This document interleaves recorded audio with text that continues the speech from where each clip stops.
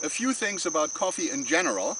There are a number of different species of coffee that do not cross-pollinate by and large.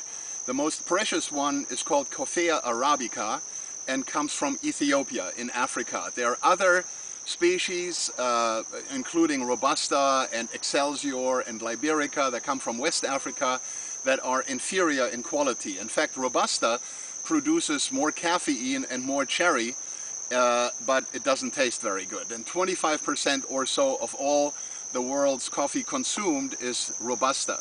By law, Kona coffee is a federally protected trademark, and we're very happy about that. By law, all Kona coffee must be 100% Arabica beans.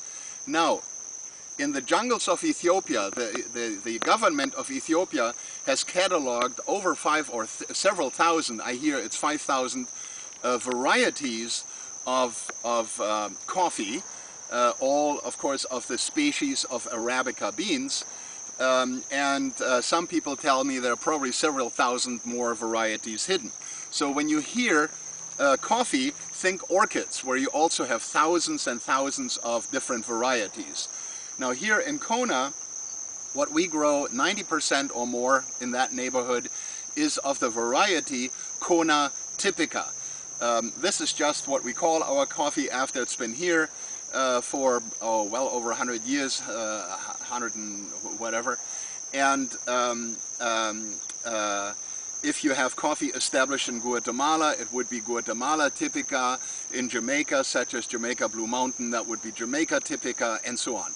So all Kona coffee has to be Arabica species, and the variety, mostly, nearly all of it, 90% or so, is Kona typica.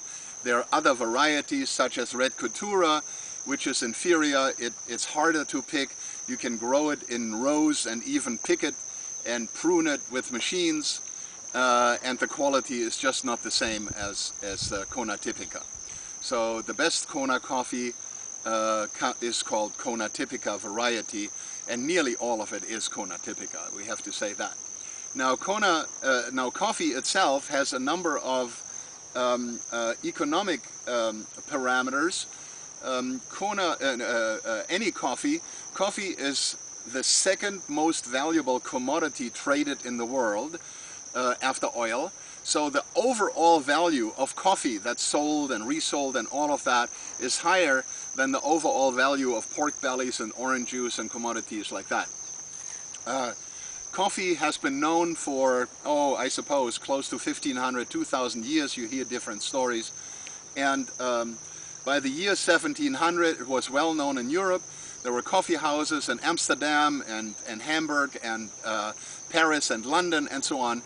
And all coffee consumed at that time came from an area in Arabia that today is Yemen.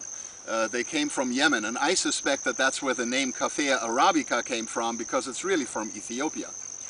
And coffee spread fairly quickly with the various imperialist countries. You know, Holland had an empire, France had an empire, England had an empire, and of course Portugal and Brazil and Spain and Latin America, England and Jamaica and so on. And so coffee spread throughout the world. And coffee first came to the Hawaiian Islands in the early 1820s. And the first coffee in Hawaii was planted by a missionary called Samuel Ruggles, who also did much of the preaching for David Lyman later on, when David mostly became a schoolmaster. And this coffee was planted, and commercially it had become well established. They tried to grow it in many different areas, but Kona turned out to be ideal. And by the 1860s, when Mark Twain was here and wrote a little booklet called Roughing It in the Sandwich Islands, he raves about Kona coffee. And then later on, towards the end of the century, there was a world exhibit in Vienna, Austria, and the Austrian emperor awarded a gold medal to Kona coffee as the best coffee in the world. So Kona coffee, or not all Kona coffee, is traded as green coffee, and green coffee is the stage of coffee before it gets roasted. That's called green coffee, and it currently sells for under $2 per pound on the world stage. But at the same time, there have been auctions where individual pounds of green coffee were auctioned off for over $150 a pound. So it's enormously scalable. Like cheese, you can get first-class Roquefort and Boursin and things like that for a lot of money. But if you just want cheese, you can eat Velveeta. So there is a big difference in the quality of coffee.